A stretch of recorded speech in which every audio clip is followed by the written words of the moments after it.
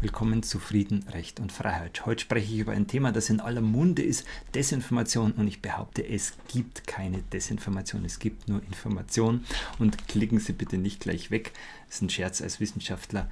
Physikalisch ist der einzig sinnvolle Begriff eben nur Information und der kann nicht negativ werden. Das hat also Ludwig Boltzmann in einem Theorem verwendet. Aber ganz ernsthaft in der Wissenschaft, das ist ein lächerlicher Begriff, weil wenn Sie an Johannes Kepler denken, dem seine Planetengesetze, hätte man im Mittelalter gesagt, das sind Fake News, ja. Oder Galileo, dass sich nicht alles um die Erde dreht. Oder Ignaz Semmelweis, der die Mikroorganismen in der Medizin entdeckt hat. Da hätte man gesagt, das ist ein Verschwörungstheoretiker. Ja? Der sagt, da gibt es so kleine Krankheitserreger. Oder denken Sie an Alfred Wegener, da hätte man gesagt, der hat ja die Wissenschaft irregeleitet. Ja? Der ist gefährlich, den müssen wir verbieten, weil er gesagt hat, es gibt Kontinentaldrift. Im Gegensatz zu allen Geologen, die es einfach nicht verstanden haben. Also wir sehen hier, wenn man ein bisschen Wissenschaftsgeschichte macht oder überhaupt Geschichte macht, ist das ein falscher Begriff. Warum sagen wir nicht einfach, wie es ist? Es ist entweder was wahr oder was falsch. Ja? Das sind die ehrlicheren Begriffe. Und wenn man jetzt hier aber aus der Wissenschaft kommt, dann sieht man, das ist nicht so einfach, Wahres und Falsches zu unterscheiden. Da kämpfen die Leute mit ehrlicher Anstrengung darum, das herauszufinden, stimmt jetzt diese Theorie, ist sie falsch oder ist sie richtig? Und da kann man nicht einfach von vornherein entscheiden. Das stellt sich auch erst oft nach Jahrzehnten raus. Denken Sie an das geozentrische Weltbild, das hat 1500 Jahre gedauert. Ja, natürlich gibt es Dinge, die sind falsch oder die sind sogar so sinnlos, dass sie gar nicht mal falsch sind, ja. Wolfgang Pauli hat mal den Spruch gehabt, das ist noch nicht einmal falsch, ja, um auszudrücken, das ist wirklich unwissenschaftlich. Ja. Und jetzt können Sie natürlich kommen und sagen, sowas wie Astrologie, ja.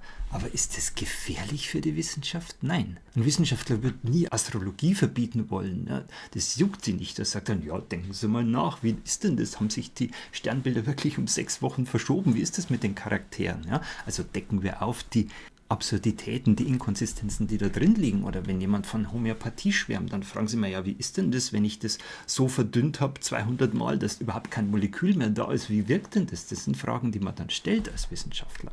Aber auch in der normalen Welt, wenn jetzt jemand kommt, das ist falsch oder das ist Desinformation, ja, freuen Sie sich, wenn sich der Gegner eine Blöße gibt, dann können Sie ihn aufdecken und widerlegen und dann ist er blamiert und dann gewinnen Sie dabei, wenn die Wahrheit herauskommt. Und es ist ja auch niemand gezwungen, irgendwo was anzuhören, was ihm nicht gefällt. Ja? Da regen sich die Leute auf. Ja, auf dieser und jener Plattform, da gibt es so viel Desinformation, da werden so viel Fake News verbreitet. Ja, dann schau es halt nicht an. Oder widerleg den Blödsinn, wenn es denn ein Blödsinn ist und gewinne dabei.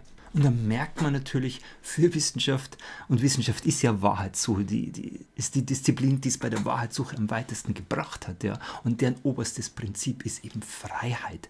Wir müssen alles in Frage stellen können, wir müssen alles offen diskutieren können, da gibt es keine Verbote, der Blödsinn sortiert sich irgendwann von selbst aus. Und deswegen bei all dieser Aufregung über Fake News oder Desinformation, da gibt es einen sehr gefährlichen Punkt, weil diese Dinge wenden sich oft gegen die Freiheit und sagt, ja, man muss dann Desinformation bekämpfen oder Fake News, die müssen verschwinden. Und dann fragt man sich natürlich auch, ja, wer entscheidet das dann eigentlich, was jetzt richtig und falsch ist? Ein Ministerium, wie es George Orwell in seinem dystopischen Roman 1984 beschrieben hat? Das kann es ja wohl nicht sein. Deswegen seien Sie sehr, sehr vorsichtig, wenn irgendjemand daherkommt und sagt, in den sozialen Medien, da sind so viel Falschnachrichten unterwegs. Ich gebe Ihnen mal ein Beispiel hier. The sharing of biased and false news has become all too common on social media. More alarming, some media outlets publish these same fake stories without checking facts first. The sharing of biased and False news has become all too common on social media. More alarming, some media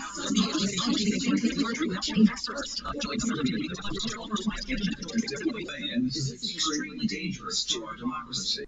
Ja, und da fragt man sich, was ist jetzt die eigentliche Gefahr? Ich glaube, die eigentliche Gefahr geht gerade von den Leuten aus, die die Begriffe Fake News oder Desinformation im Munde führen, weil gemeint ist mindestens Manipulation oder gar Zensur. Und daher sollte das wirklich ein Alarmsignal sein, weil Zensur ist Gift und deswegen ist es auch explizit verboten im Grundgesetz. Da steht drin, eine Zensur findet nicht statt, Artikel 5.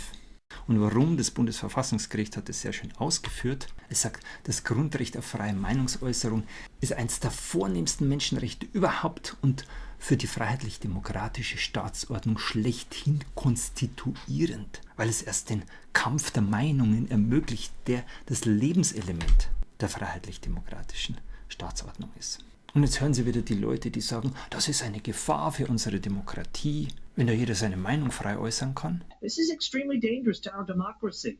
This is extremely dangerous to our democracy. This is extremely dangerous to our democracy. This is extremely dangerous to our democracy. This is extremely dangerous to our democracy. This is extremely dangerous to our democracy. This is extremely dangerous to our democracy. This is extremely dangerous to our democracy. This is extremely dangerous to our democracy. This is extremely dangerous to our democracy. This is extremely dangerous to our democracy. This is extremely dangerous to our democracy. This is extremely dangerous to our democracy. This is extremely dangerous to our democracy. This is extremely dangerous to our democracy. Ja, und da muss man sagen, ihr in eurem gelenkten und manipulierten Chor, ja, ihr seid die eigentlichen Demokratiefeinde. Hier sind die Gefahren, die man bekämpfen müsste.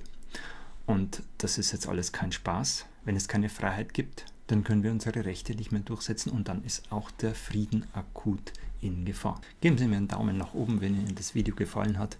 Und noch besser, abonnieren Sie den Kanal und lassen sich gleich benachrichtigen von der Klingel. Vielen Dank. Ehren wir die Freiheit, arbeiten wir für den Frieden, halten wir uns an das Recht, schauen wir am heutigen 8. Mai, so gut wir es können, der Wahrheit ins Auge.